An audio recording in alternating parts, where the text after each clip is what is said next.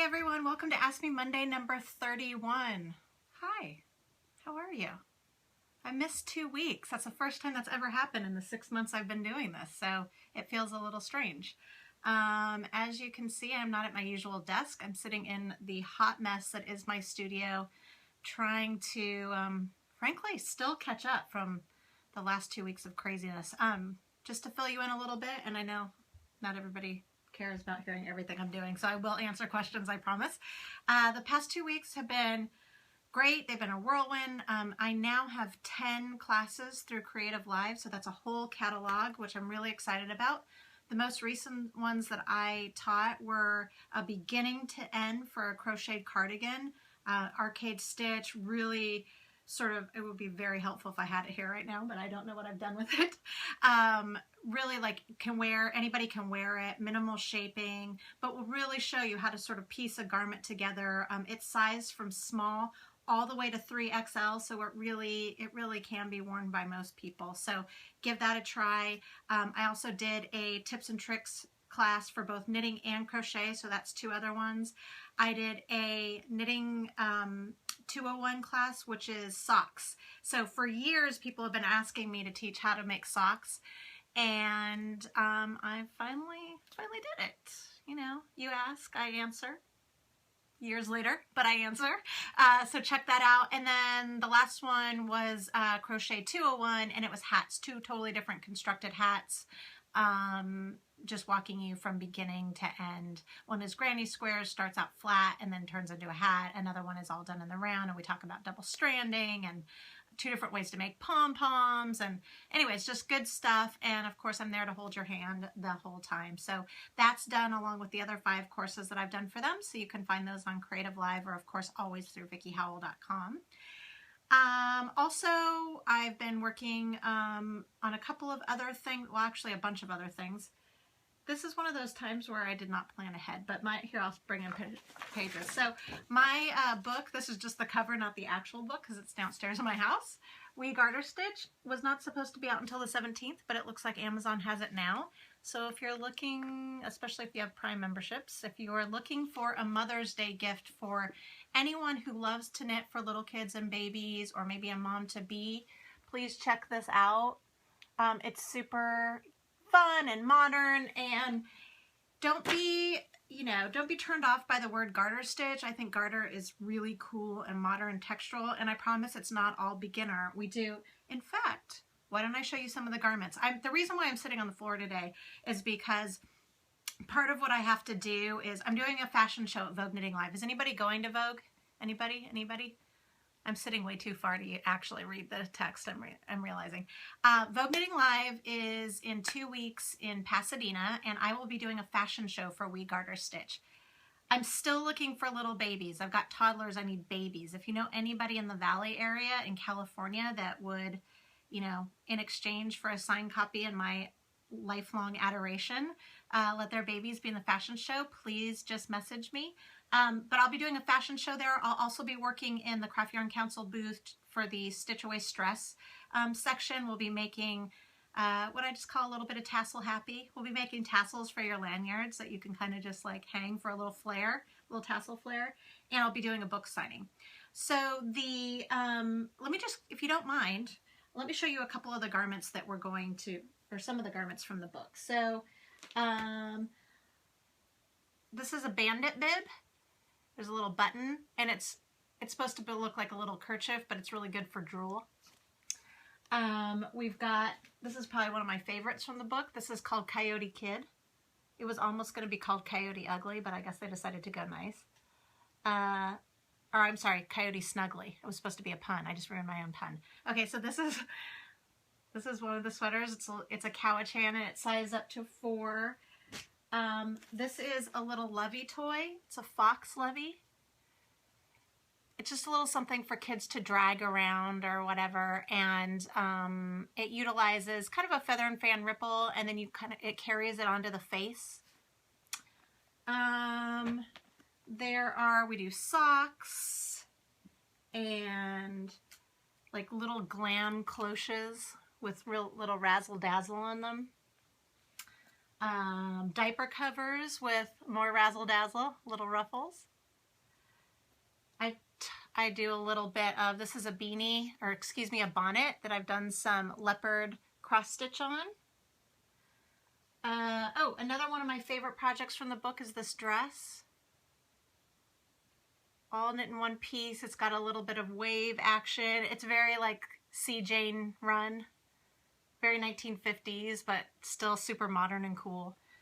Oh, this is a sweater that is done. This is a Madeline Tosh yarn, and it is, I don't know if you can see it, it's color work, but it's mosaic color work. And I've got so much stuff here, I don't know what else to show you. And then the cover sweater, of course, this is the Honey Baby sweater. It's got stripes, it's got like the chartreuse color, which is one of my favorites. Black and white is really on trend for babies, so, well, for everyone, frankly. It's got the honeycomb stitch. We've got some pants where I've just taken some little patches and sewn them on the knees, because you know when babies are crawling, they always, the knees get worn fast. So that's that. Bunch of sweaters. I've got these birthday crowns that could also be used if you're in the UK for Christmas, just without the numbers. They're just kind of reusable crowns that you could, I mean, I guess you would have to take the number off, but just a little crown for it to celebrate.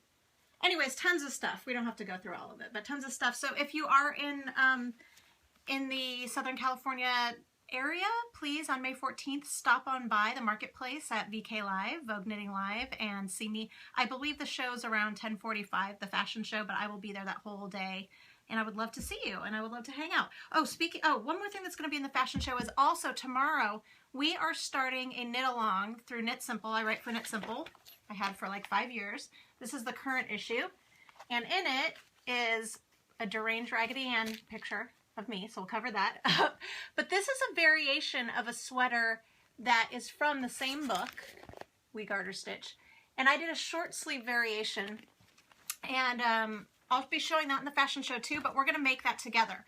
So even if you're not into babies, was that the right way to put it? If you're a baby hater, you could still make it, because what it's teaching you is top-down construction, seamless sweater knitting, garter in the round, eyelet increases, and you could apply that later to a bigger sweater. So if you're interested, you can jump on my Facebook page, which you know how to find because you are here with me right now, and I've got an event started, and I'll give you all the information. That's in the current issue of Knit Simple. If you only want to buy the pattern by itself, I believe that Vogue Knitting has it in their, fun fact, did you know that Vogue Knitting and Knit Simple are by the same publisher?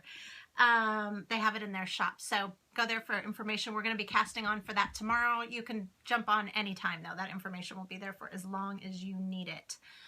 Okay, also, podcast. Thank you so much for hanging out and listening to Craftish. For those of you that don't know what that is the podcast that I started a few weeks ago where I interview crafty types, creative types from all realms.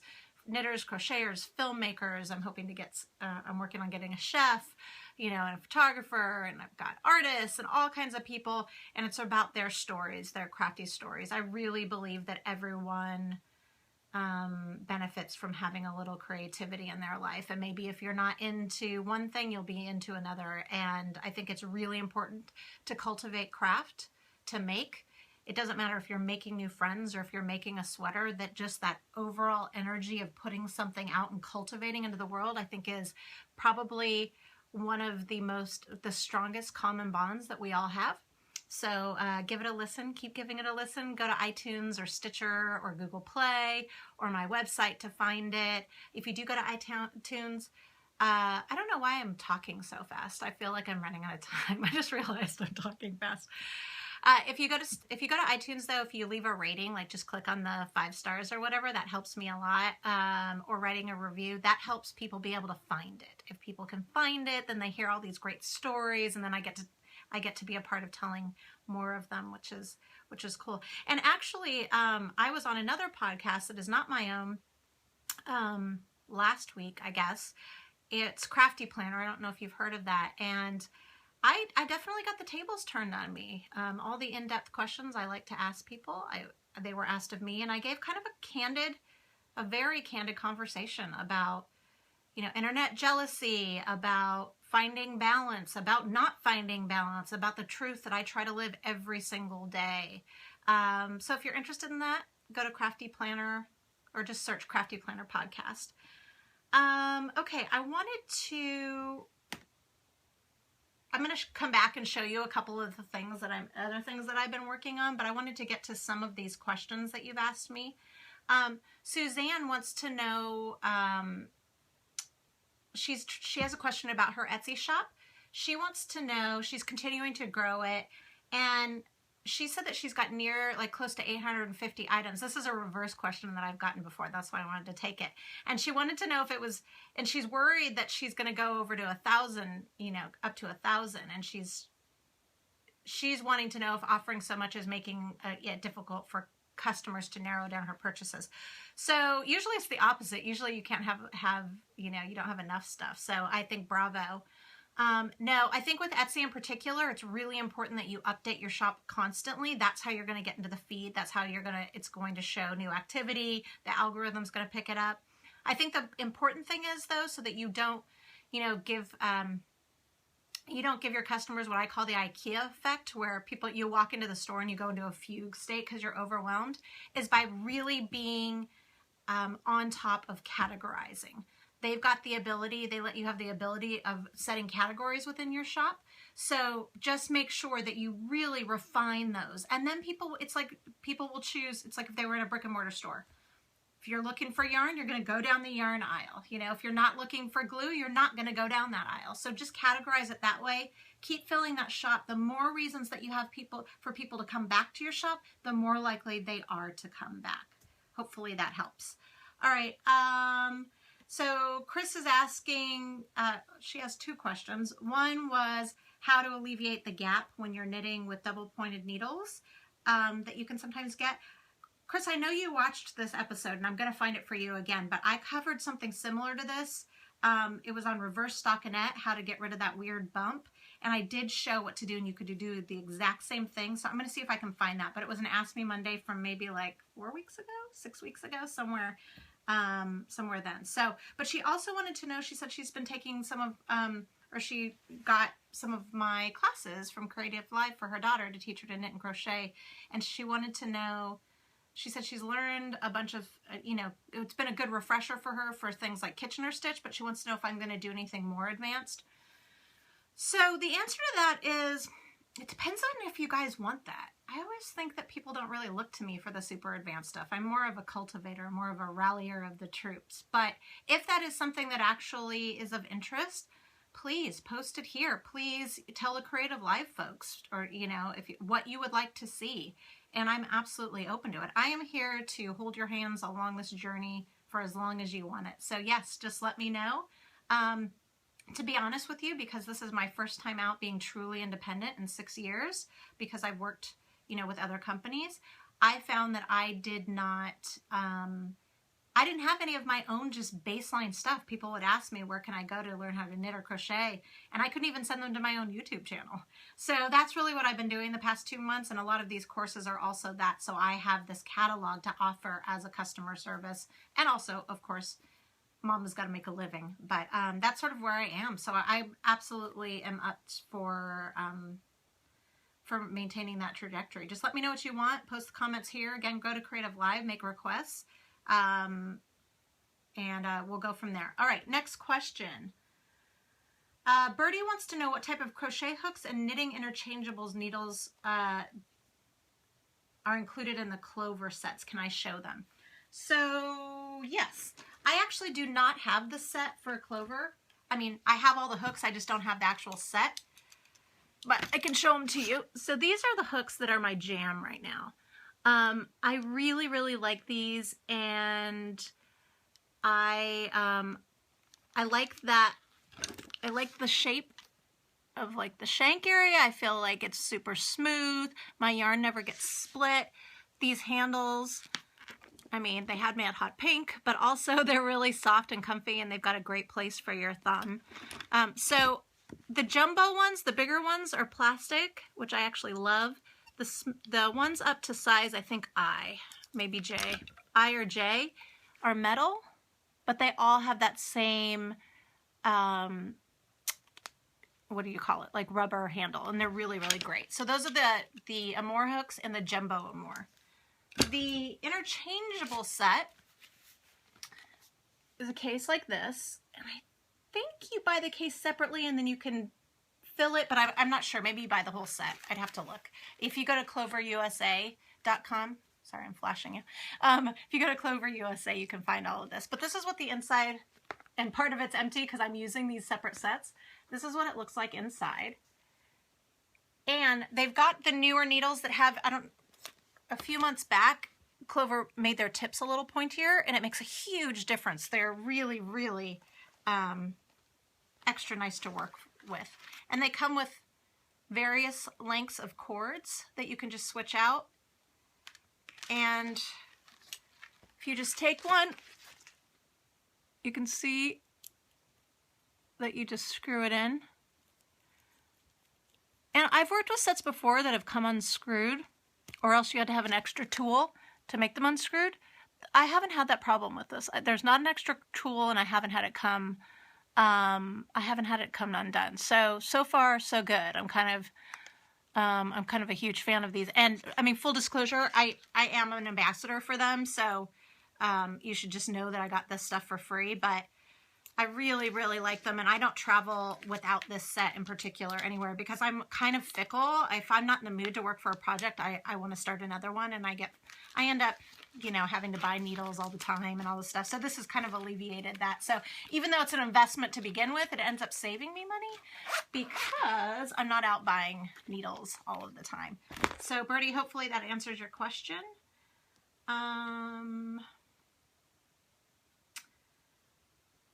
Emily wants to know if I have any ideas for lightweight summer projects, yarn type ideas, thinking of a top. So if you want to make something for baby, knit along for sure. If you want to make something that's not wearable, I meant to have this picture pulled up, but I do not. Think about my market run bag in the kit for Kitterly. If you go to kitterly.com, up at the top you'll see it says my name on it, Vickie Howell, and I have a bunch of kits, but in particular there's a market bag that's really cool just to take the farmer's market bag, and it's great. It's made with Blue Sky Alpaca Skinny Cotton, which is a great yarn. I also actually have a top, if you wanted something wearable, in my book Aware Knits. I wonder if I have that here. Ooh. The benefit of sitting on your own floor. Out of the exact same yarn, totally years apart of making them, but it's a really nice yarn to work with in the summer. Also, of course, my Cottonish, Bernat Cottonish that you can get at select Joann stores is really good for that. And there's also, well, of course I can't find it because, I need to find it right now. I would start there. I also love working on, I like to get a jump and start on holiday gifts. I know it's crazy, but I really like to get started on gifts ahead of time. So this is a project, if you're into tank tops, called Camisole, and it's from the book that I wrote with my friend Adrienne Armstrong, and this is a really pretty tank top. And this is from my book Aware Knits, and then also I have a tank top called Tank Girl on Knitty from several years back. If you're into tank tops, there's also a lightweight cottonish kind of tunic that you can find on yourinspirations.com from back when I worked with them. That's really light and easy. So hopefully that helps. But yeah, if you are if you're into something that you don't have to wear, definitely check out my market run bag. All right. Misty wants to know when I would use the Provisional Cast On. So I don't know if you're asking this because you watched my live Creative Live class, but I taught the Provisional Cast On. God, I don't even know when that was. Was that last week? During the live, it was the Knit Maker Skills and Techniques class, and you can see that on Creative Live still. And I taught the Provisional Cast On. And so what that is, it says connection is weak, so I'm not sure why. If I lose you, I apologize.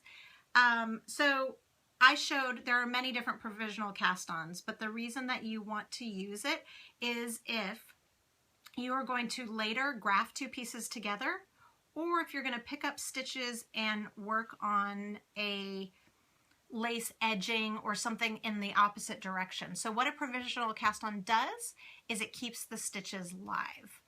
I feel like I showed that on this actual live feed too, but if not, check out the Knitmaker Skills and Techniques class. All right. Anicia, I hope I didn't kill your last name. What's a good knitting design software program? I've been using Knitbird. It's an app. I've been using that lately.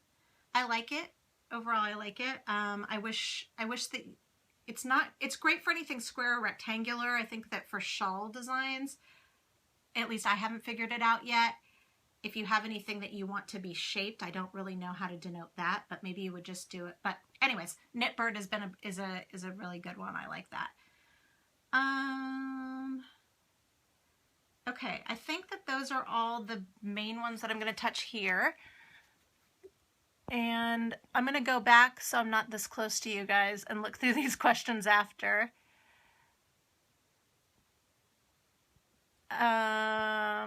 Oh, somebody asked me if there was a complimentary bind off to the cable cast on. Somebody asked me that during my Creative Live class too. So the cable cast on is used for elasticity. Usually, like if you need something that's going to have a little bit of a stretch, maybe you're using it for a rib sock, or maybe you're using it for, you know, the brim of a beanie or whatever. So, so what I usually do to sort of balance that out is bind off in stitch pattern. So whatever the stitch pattern is, that will give you the same elasticity as that particular cast on, and especially if you bind off in rib, but you wouldn't bind off in rib if you were working in stockinette. So that sort of answers your question-ish, but really just follow what they say and bind off in stitch pattern. All right, so I have been babbling on nonstop for over 20 minutes, and I think that I'm going to spare you of more. I did want to share a story with you just because you know, Craft Yarn Council has been doing this Stitch Away Stress initiative, which I think is so great because I'm a huge proponent. And one of the reasons that the most of the stuff that I design is simple is not only because I like simple design. I find it wearable and modern and cool. But what I gain out of knitting and crocheting is a sense of calm. I like the rhythm of it. I like being able to keep my hands busy but still have conversations or still binge watch. I've just watched 2 seasons of Blacklist, so good, or whatever. I like to keep myself busy while my mind goes elsewhere, and that's something that you can do when you have a nice repetitive pattern. So I just thought I would share something with you on that same vein about sort of like stress release and knitting, and how knitting recently helped me.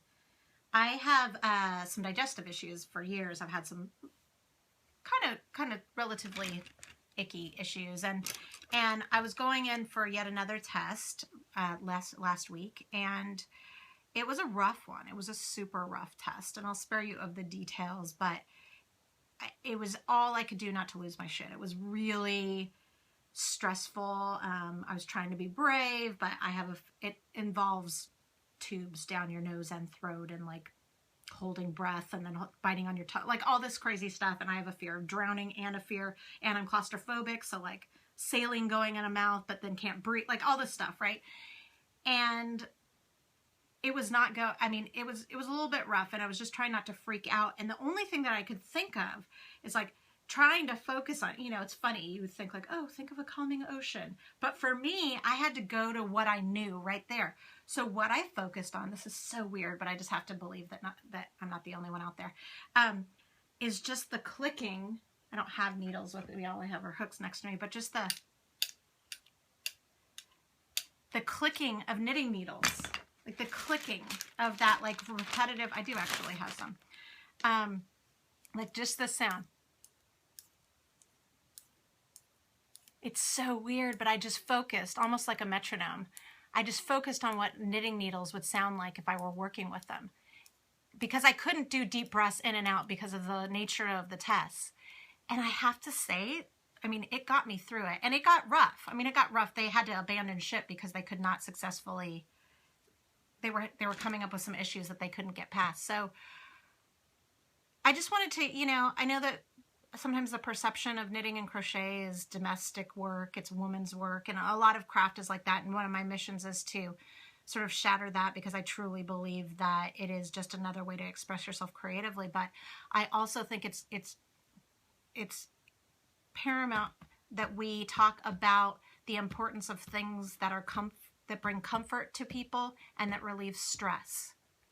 And this is just another thing. This is just another thing that you can add to your arsenal of things to lower your stress, to bring calm to your life. So if you have a story like that, please share them here. I think that talking about these things, things that are stressful and also things that relieve stress, is something that we owe each other as a community.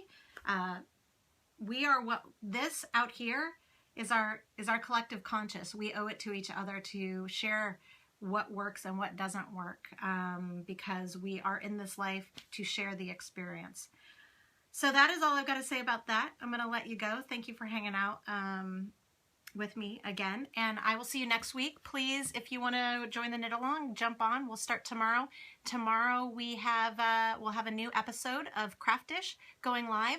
It's going to be with Lisa Anderson Schaefer. If you don't know her, please check her out. Her company is called Zelma Rose. She is a needle artist, and she does some amazing jewelry and a bunch of other sort of gallery artwork, and she's also a yoga practitioner. And just really, we talked about motherhood and about creativity, and it was just a really great conversation. So I'm looking forward to you hearing it. So until next time, take some time to revel in your craft, and until then, breathe in, craft out. Bye.